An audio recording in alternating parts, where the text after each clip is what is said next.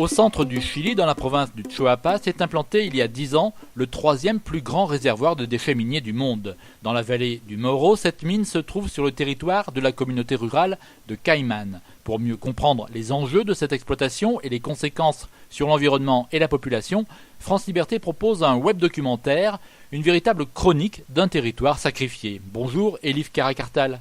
Bonjour. Vous êtes anthropologue et documentariste, c'est vous qui avez réalisé ce parcours numérique.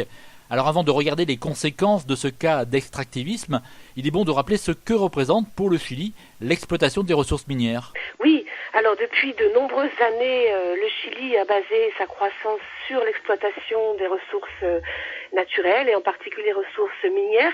Donc c'est quelque chose qui remonte à assez longtemps. Pinochet avait mis en place une série de lois, le code minier, une réforme du code de l'eau aussi, pour permettre aux multinationales de pouvoir travailler plus facilement sur le territoire. Et c'est surtout à partir des années 90 que donc des mines à grande échelle vont s'implanter sur le territoire chilien. Alors ça va signifier une permissivité de plus en plus grande par rapport aux entreprises minières qui vont petit à petit s'implanter sur le territoire. Donc il y a une multiplication de projets, donc beaucoup de projets, le gigantisme aussi des mines de plus en plus grandes qui veulent soutirer le minéral de plus en plus rapidement. Donc voilà, donc jusqu'à aujourd'hui, en fait, c'est vraiment un modèle qui s'est mis en place, qui, on va le voir, génère relativement peu d'emplois. On parle de 2% à peu près d'emplois pour le secteur direct, le secteur minier. En revanche, il y a beaucoup d'emplois indirects, et puis il y a surtout, comme ça apporte beaucoup d'argent, enfin surtout aux entreprises minières, puisque il n'y a pas beaucoup d'argent qui rentre vraiment dans l'État, il y a peu de royalties, mais finalement on va baser un petit peu l'essor du Chili sur l'extractivisme. Donc on est dans le cas d'une économie qui est dans un modèle de dépendance par rapport aux cours mondiaux du cuivre et qui ne permet pas réellement un développement propre, autonome, qui n'engendre pas un moteur propre. On reste dans un schéma colonial où on dépend de l'achat du cuivre vers l'étranger. Alors ce réservoir de déchets miniers se trouve à Cayman, c'est un petit village du centre du Chili. Alors oui, Cayman se situe à 200 km au nord de Santiago. Dans une des parties, vous voyez, le Chili, c'est donc une frange très très étroite. Et là, c'est là, à Cayman, on est vraiment dans la partie la plus étroite du Chili, c'est-à-dire qu'on a à peu près 150 km entre l'Argentine et le Chili.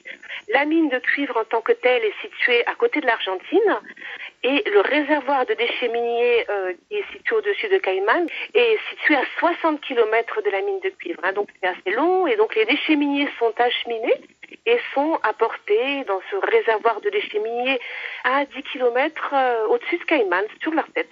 Et donc à proximité se trouve ce réservoir de déchets miniers qui est ouvert en 2008. C'est un réservoir important. À quoi sert-il ?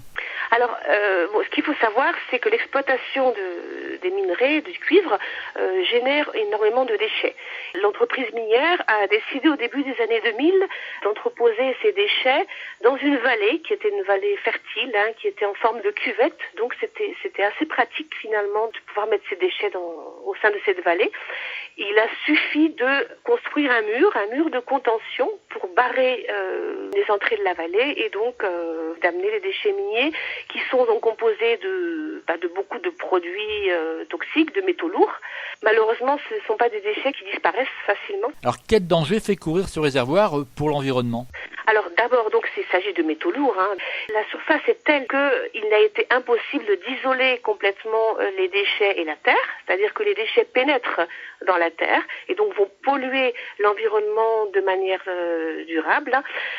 Et alors donc il y a un contact avec l'eau. Le grand problème par rapport aux déchets miniers et le danger, c'est la contamination avec l'eau.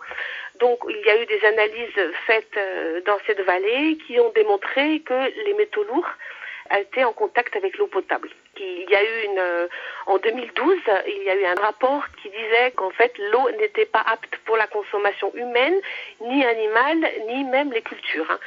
Donc on a un danger immédiat par rapport à la consommation de l'eau. Et en outre donc Il s'agit d'un édifice de 300 mètres de haut et qui est situé donc en amont de Cayman à 10 km.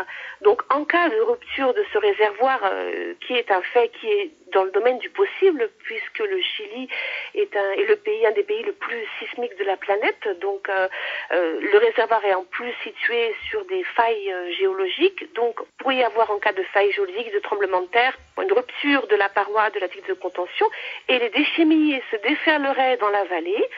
Cayman, on calcule qu'il suffirait de 10 minutes de temps pour que les déchets miniers ensevelissent une grande partie du village et aillent jusque l'océan Pacifique. Et donc ça serait vraiment une contamination, une disparition de Cayman et une contamination de toute la vallée jusqu'à l'océan Pacifique. Et nous verrons avec vous la semaine prochaine que ce réservoir a également des conséquences sur la vie même des habitants de la région. Merci, Élif Caracartal. Merci beaucoup. Cette chronique d'un territoire sacrifié est à retrouver sur le site uneseuleplanète.org et sur france-liberté.org.